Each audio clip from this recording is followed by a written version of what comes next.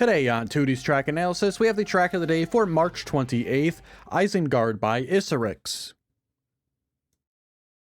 Isengard is a speed tech track that is made from the surfaces, road, as well as sausage. It also has some turbo boosts. The track has multiple finishes as well as multiple speed checks, though these speed checks are minor and there are alternate routes if needed. For the risky finish, you need a minimum of 250 speed to reach it. It is also a minimum of a half a second faster than the safe alternative. If you need to take a standard respawn at the final checkpoint, you can reach the risky finish from it, and this will save you an eighth of a second overtaking the safe finish.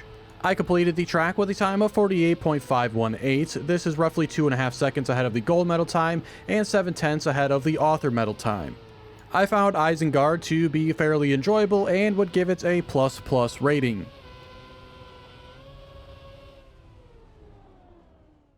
For the analysis today, we are using the current world record time driven by Lumar. They had a time of 46.978, and this is 1.54 ahead of my personal best. So quite typical here that I'm fairly behind on a tech track, really one of my worst styles, but let's jump into it here. At the very start, you will see the world record go a little to the left, I go to the right. This just lets me get this corner a little bit easier, and it really won't result in any significant difference. The small difference here at the start will really be on the entrance of this, where I go high, the world record goes more inside. This higher line here makes me climb up a little bit, so I accelerate a little bit slower, so on the exit they will pull slightly further ahead. One thing I don't really bring up in these analysis a lot is counter steering.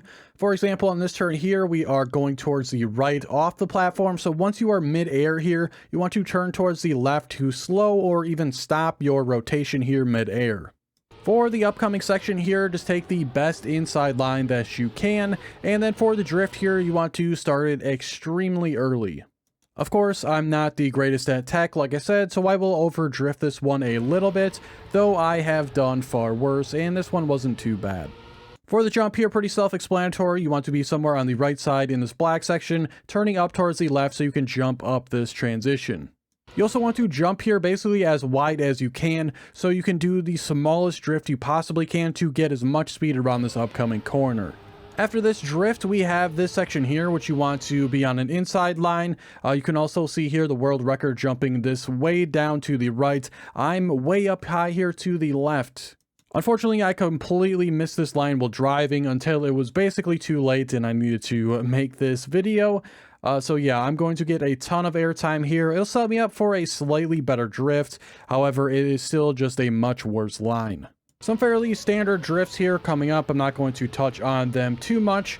However, on this drift, and more importantly, the exit to this drift, you run about a 45-degree angle exit. Here, I'm probably about a 30, maybe even 25-degree exit angle. I will miss most of the upcoming downslope and get a little bit of a shaky landing. For this upcoming drift, again, wanting to start it very early before you even reach this checkpoint here. I mean, the world record are on very different lines. However, nearing the exit, we'll see we end up kind of in the same exact position. But because the world record had more speed throughout this entire section anyway, they will still pull ahead at the end. This upcoming jump here, I wasn't the biggest fan of, and it honestly took the track from probably a triple+ rating down to a ++.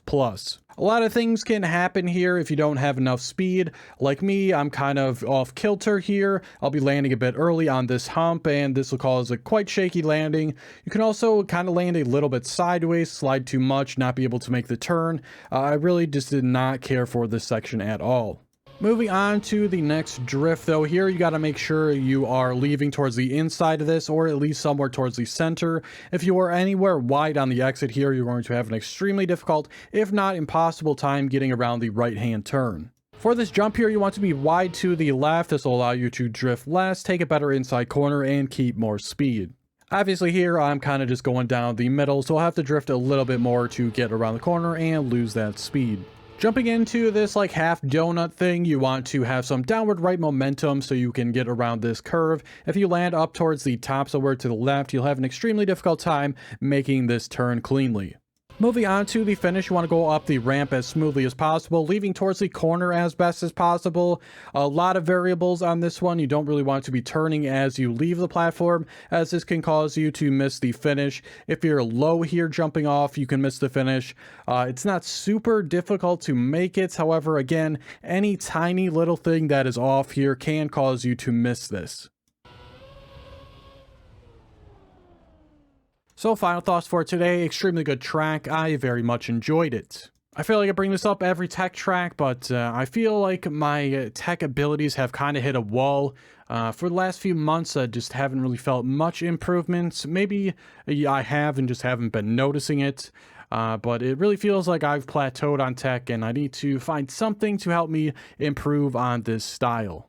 That'll do it for today's analysis, though. I hope you enjoyed. If you did, be sure to like the video and subscribe. Check the description for links to my Twitch and Discord, and be sure to check out all the other analysis videos out on the channel already. Thanks so much for watching, and I'll see you guys on Thursday for the next one.